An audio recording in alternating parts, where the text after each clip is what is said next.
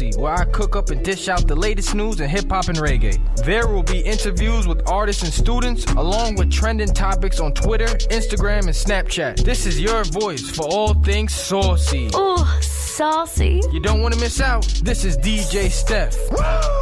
Listen to me on Wednesday nights at 9 o'clock here on The Voice of Nassau Community College, 90.3 WHPC. Kaya weighed just 1 pound 1 ounce at birth and endured a grueling 163 days in the hospital. Thanks to research funded by the March of Dimes, Kaya survived premature birth, the #1 killer of babies in the United States. The birth of a child is supposed to be a joyful event, yet each year about 380,000 babies like Kaya are born too soon, and many have serious health problems that can last a lifetime. But you can change that. Join 3 million friends, families, and colleagues in more than 500 communities across the nation in March for Babies. The money we raise is so important in fighting premature birth and other life-threatening challenges that newborns face. We're supporting research and programs that help more moms have full-term pregnancies and healthier babies. Sign up, join a team, and start fundraising today at marchforbabies.org. Together, we can fight premature birth and help more babies be born healthy.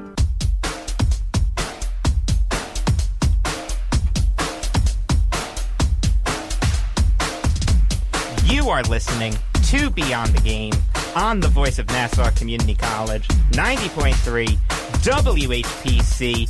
I'm Jake Valk. Sitting across from me, Dominick Arbolino and Eric Fischetti. And we are fortunate enough to be joined by Matthew Cerrone, the author of the New York Mets Fans Bucket List and the creator of MetsBlog.com. Matthew, how are you? I'm doing good, gentlemen. How are you today? I'm doing good. How are you? Before we get started, I got to tell you that the program director here, Sean, is a big fan of yours. And when I told him that we were interviewing you, he was doing backflips. So, no, that's all. I appreciate that. That's great. I hope he did. You know, listen, he's a Mets fan doing backflips. I've already hurt himself. Sean's a big guy, so I'm sure he pulled something. Going to throw his back out now. Exactly. Oh, my goodness. So what exactly is your book about? It's not about any injuries, I can tell you that. So it's funny. The first essay in the book is it's about 1,000 words or so on the top 10 moments that sort of helped create and define the LOL Mets hashtag. Yeah. And so that's sort of what the book is. It's like 40 or so very easy to read essays that essentially outline things that every Mets fan should do during their lifetime to really have the experience of being a Mets fan. And, you know, the publisher did a really good job of organizing it in sorts of, you know, things to read, things to know, things to eat, places to see, such and such. And so, you know, it was pretty easy to sort of come up with little different, you know, buckets to sort of put in all these different categories and write about all these little nuances and experiences and things that help sort of make up what it is to be a Mets fan. And so for me, as someone who's been writing about the team for 12, 13, 14 years, just mostly focused on news and rumors and stuff, but who is a Mets fan my entire life, it was really fun to sort of go back and write about a lot of things that I've experienced but don't really get to write about on a daily basis. So I think it came out really well, and I'm really happy with it. Yeah, definitely. Out of the activities mentioned in your book, how many have you done? It's so funny. It's so crazy. Everybody keeps asking me that. So doing a lot of things, and I still haven't actually gone through it and done it. And it's crazy because I wrote the book, but like I haven't actually done it. Did you have a ghostwriter? I know. It's so crazy. Yeah, right. No, I think the last I looked, it was like 34 or something like that. There was a couple that I didn't get through each section. I just kind of went through off memory. But yeah, I mean, it's funny because there's a lot of things in there. Actually, and this is one of the things I enjoyed most about writing the book was that I know Tom Seaver. Obviously, I know who he is, but I don't know every detail about Tom Seaver. So to go back and sort of do a little research and go through things that I didn't live through, really, most importantly.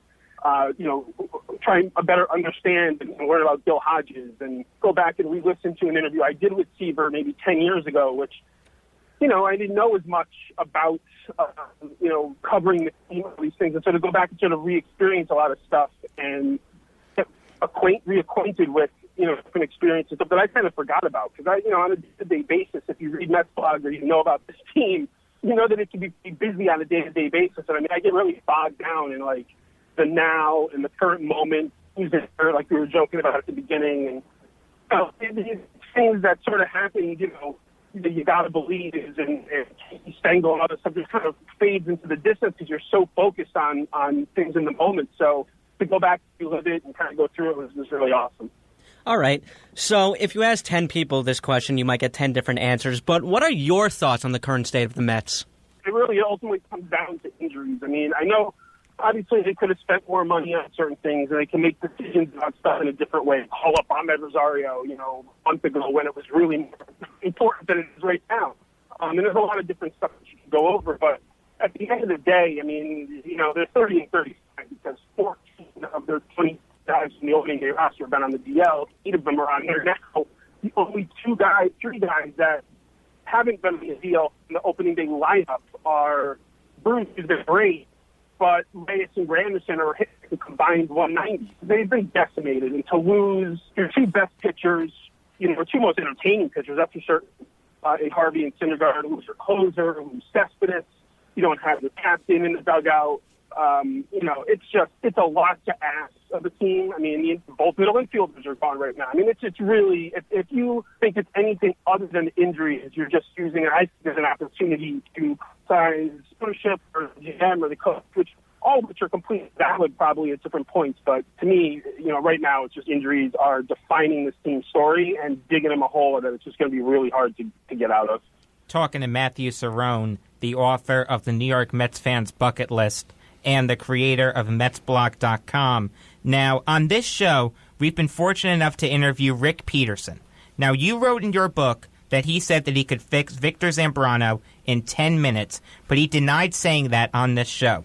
What's your response to that? Yeah, I mean, I guess that's the case. I've talked to Rick, too, and I've heard him sort of say that he did say that, and then I've heard him say that he didn't. And my guess is it's probably not a direct quote. Like, he probably, was like, bring this guy over or whatever, and that's just the way the story was relayed from different sources. I mean, this is one of the things you got to – funny, that whole trade and everything is a nice little lesson in sort of how New York sports journalism – well, sports journalism in general, but New York sports in specific, and just on how many people talk to how many people and how it's so much about semantics and how things are interpreted and the way stories get leaked and reported is crazy. And so, I kind of feel bad for Rick and some of the guys from that era because that mishmash of a deal, was really had to do with a lot of people and a lot of opinions from players and minor league people. I mean, it was really a mess. And Rick, I mean, I think he's awesome, and I'm a fan of his. So, I mean, I don't doubt that he probably thinks he could help anyone. He should. That's, I think what you should be as a pitching coach. And I think his track record pretty much speaks for itself. So,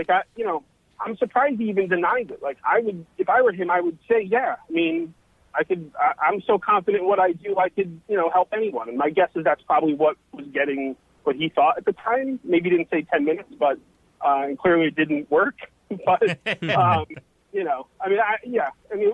by the way, Rick, and I love him, but Rick can talk for hours. Yes, he can. Yes, he can. In the course of a Rick Peterson conversation, whether it's in a meeting or on a phone interview, I mean, I'm sure everything is said at some point. Yes. So I heard you mention it before, but do you think that the Mets should call up Ahmed Rosario? Well, it's so funny. The biggest flaw in all of this is that, and the biggest concern, I should say, is Sandy Alderson's, the GM's, explanations about why he's not calling him up. I mean, they're inconsistent. They really don't make a ton of sense. Like, he's saying things like, well, I want him to come up so that he stays up and never goes down. That's what we want from all the times. They sent down Conforto after they brought him up. Oh. The next season. And how does somebody put it out to me on Twitter, how does Rosario get to stay up in the big leagues if he never gets to the big leagues? Like, it just none of it makes any sense. And, I talked to a couple former GMs today and a current GM with another team who were very aware of Rosario. And, they had said where Sandy botched things was a month ago. That's when Rosario should have been promoted. They had an opportunity when Cabrera first won in the DL, and they needed a shortstop, and the infield defense was struggling to bring this kid up. He was in a hot streak, he was hitting well. You bring him up, and you can say, and this is what I think every GM really hopes to be in a situation where they can say to a kid like this, you got a week or so. It's an opportunity. We need help. You're going to help us. This is all we're asking from you. When Cabrera comes back, we're going to send you back down, and, thank you very much for helping out, and you'll be back again. Don't worry about it. And if the kid's amazing, and he never leaves, That's awesome. That's the best case scenario. But they had the moment to do that.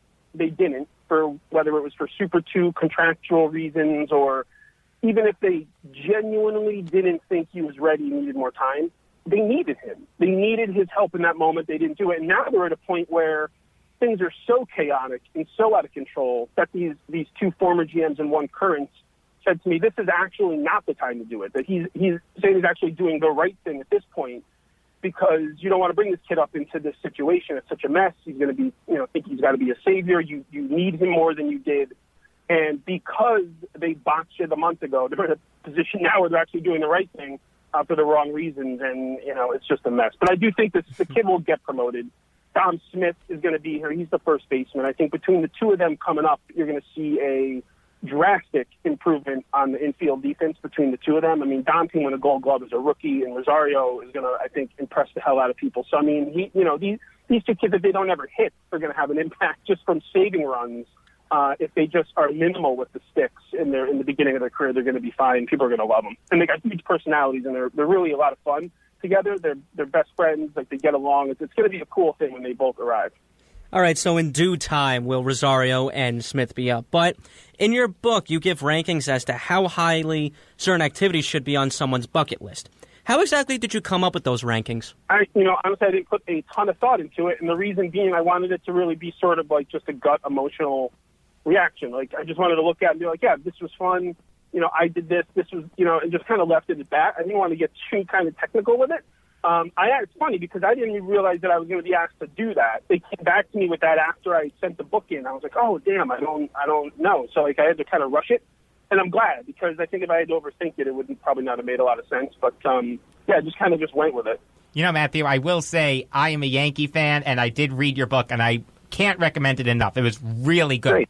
And that's coming from a Yankee fan, believe me. Yeah, I appreciate that. It's funny that I've heard that from a few different Yankee fans, and I think this is why. And Bobby Valentine actually just sent me in a nice little testimonial, a little, endorsement of the book earlier today.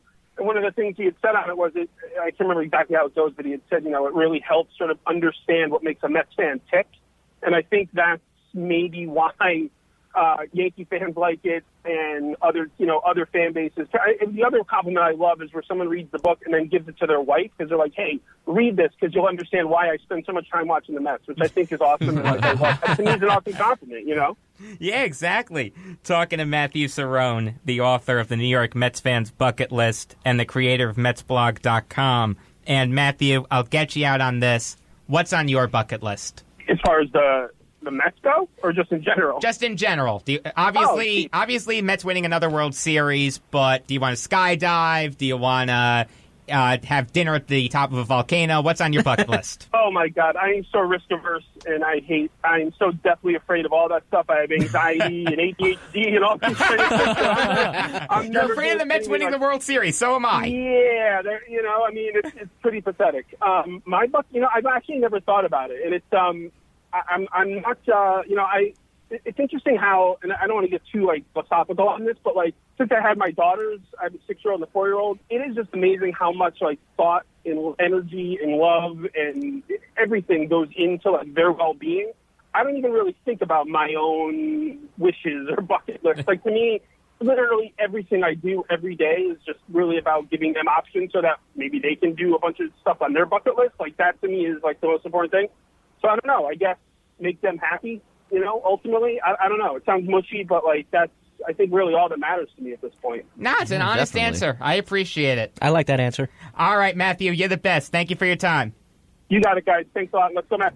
Yes, right. LGM. I don't know about that, but he seems like a nice guy. All the goodwill that he built up out the window. No, just kidding. That was Matthew Cerrone. He's the author of the New York Mets Fans Bucket List and the creator of MetsBlog.com. Let's take a quick break, but don't go anywhere, because we'll be talking hockey next on Beyond the Game on the Voice of Nassau Community College 90.3 WHPC. Hey, there he is. How's it going? I'm having a stroke. Are you going to shake my hand or what? I'm having a stroke. Wow, you're not even moving your arm. I'm having a stroke. Are you okay? I'm having a stroke. Your face looks weird, too. I'm having a stroke. Are you having a seizure or something? I'm having a stroke. When someone is having a stroke, they may not be able to say it with words, but their body language will tell you loud.